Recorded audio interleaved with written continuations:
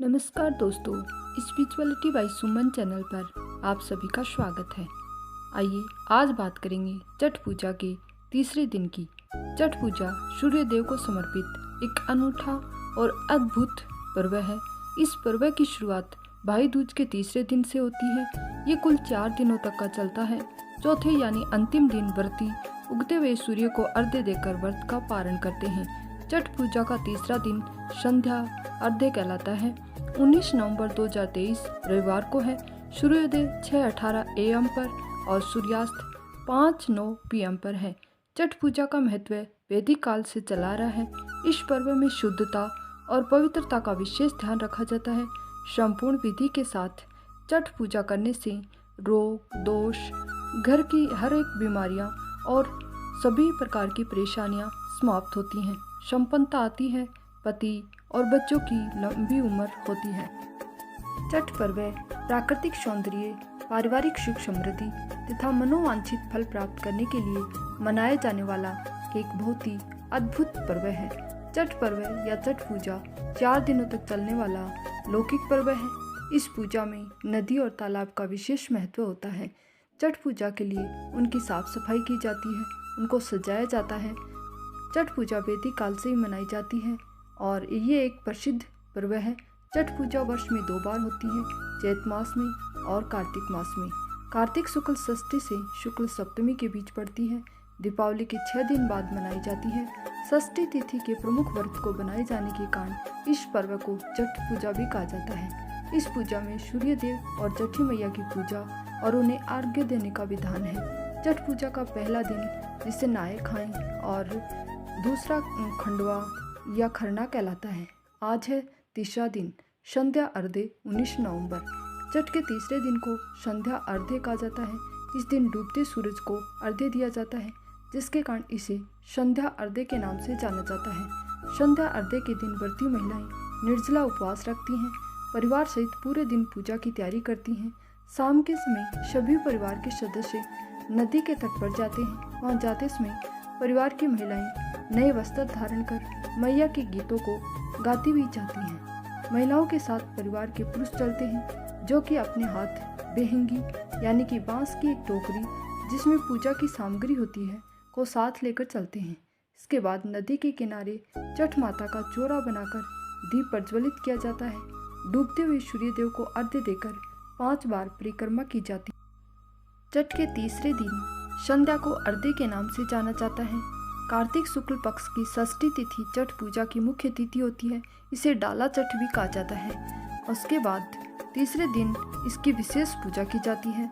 सबसे पहले सुबह स्नान आदि से निवृत्त हो जाएं, स्वच्छ वस्त्र धारण कर लें। इसके बाद व्रती पूरे दिन निराहार और निर्जला व्रत रखते हैं।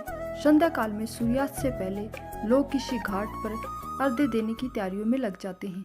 एक बांस की टोकरी को सजाया जाता है।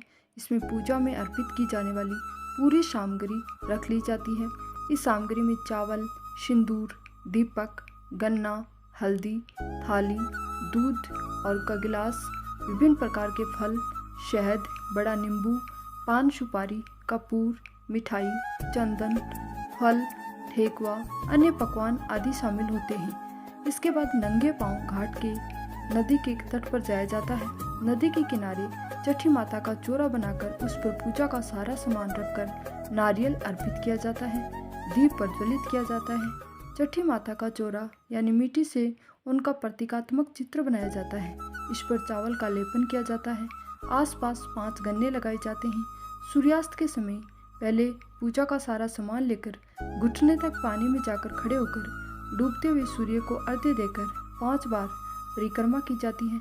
इसके साथ ही महिलाएं सूर्य देव और छठी मैया से अपने बच्चों और परिवार की सलामती की प्रार्थना करती हैं, साथ ही अपने पति की लंबी उम्र की कामना करती हैं। छठी मैया आपका सौभाग्य बनाए रखे।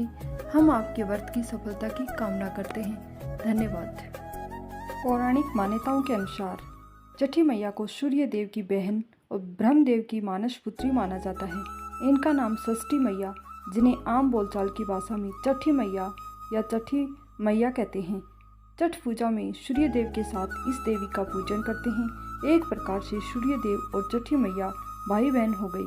पौराणिक कथाओं के अनुसार जब ब्रह्मा जी ने सृष्टि की रचना प्रारंभ की थी तो उन्होंने अपने शरीर से 2 हिस्से किए थे, दायां भाग पुरुष और बायां भाग प्रकृति। प्रकृति के छठे भाग से षष्ठी देवी की उत्पत्ति हुई थी, जिनको देवसेना भी कहा जाता है। जो व्यक्ति षष्ठी देवी की पूजा करता है उसके मन की मुराद अवश्य पूरी होती है। आइए अब सुनते हैं छठ पूजा व्रत कथा। एक समय की बात है, एक राजा प्रियवंत थे जिनकी पत्नी का नाम मालिनी था। विवाह के काफ़ी वर्ष बीतने के बाद भी उनको कोई संतान नहीं हुई। तब उन्होंने कश्यप ऋषि से इसका समाधान पूछा तो उन्होंने पुत्र प्राप्ति के लिए यज्ञ कराने का सुझाव दिया।